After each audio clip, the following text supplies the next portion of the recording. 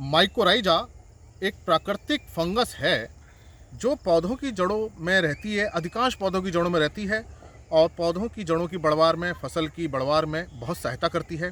पानी के अवशोषण में, पोषक तत्वों के अवशोषण में, मिट्टी के अंदर जो फास्फोरस जमा रहता है उस मिट्टी के फास्फोरस को अवशोषण करने में, जिंक में, सल्फर में और भी बहुत सारे पोषक तत्वों को ग्रहण करने में ये जड़ की मदद करती है। तो अगर माइकोराइजा जड़ में अच्छी रहती है तो जड़ का विकास अच्छा होता है, जिससे फसल की वृद्धि भी अच्छी होती है। ये प्राकृतिक रूप से पाई जाने वाली फंगस है और इसको आजकल जैव उर्वरक भी आते हैं, बायो फर्टिलाइजर्स आते हैं माइकोराइजा के, इसके हमें प्रयोग करना चाहिए।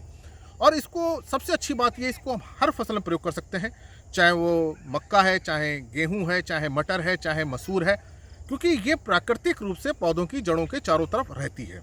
तो इसका जो आवास है या हम कह सकते हैं जो इसका रहने का स्थान है वो जड़ों के चारों तरफ ही है। तो ये जड़ों के चारों तरफ, जड़ के चारों तरफ लिपट करके रहती है। तो ये जैव उर्वरक हमें अपने खेत में प्रयोग करना चाहिए। जब हम अपने खेत में जुताई करते हैं या दूसरी चीज़ें करते हैं तो इनकी संख्या कम हो जाती है।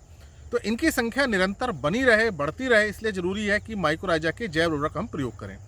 कोई भी जैव उर्वरक जब हम प्रयोग करते हैं, चाहे एजोटोबैक्टर है, चाहे एजोस्पिरिलम है, राइजोबियम है, माइकोराइजा है, वो धीरे धीरे उनकी संख्या कम होती जाती है। उसका कारण ये होता है क्योंकि ये जब उनको बाहर से देते हैं तो जो मिट्टी में पहले से ही जो मौजूद जीवाणु हैं या फंगस हैं वो उसके साथ कंपटीशन करते हैं, प्रतिस्पर्धा करते हैं, जिससे ये इतना अच्छा सर्वाइव नहीं कर पाते हैं।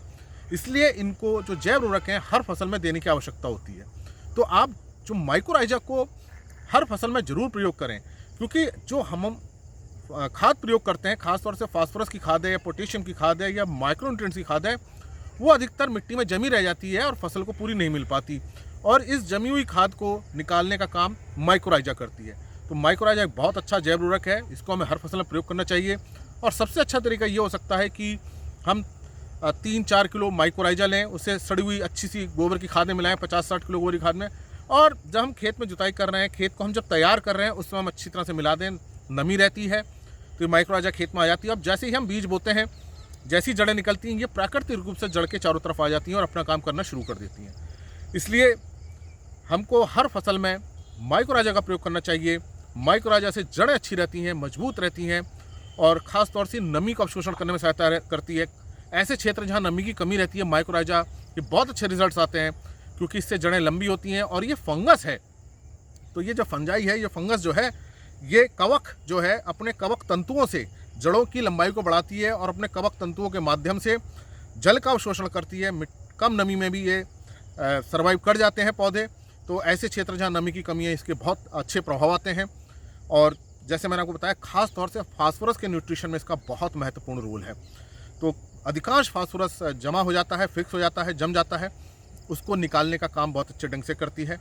तो इसलिए जब भी आप बुआई कर रहे हैं खेत में, हम अपने माइकोराइजा का जरूर प्रयोग करना चाहिए। इससे पहले भी मैं माइकोराइजा पे, जैव उर्वरक पे वीडियो बना चुका हूँ, उनको भी जरूर देखिए।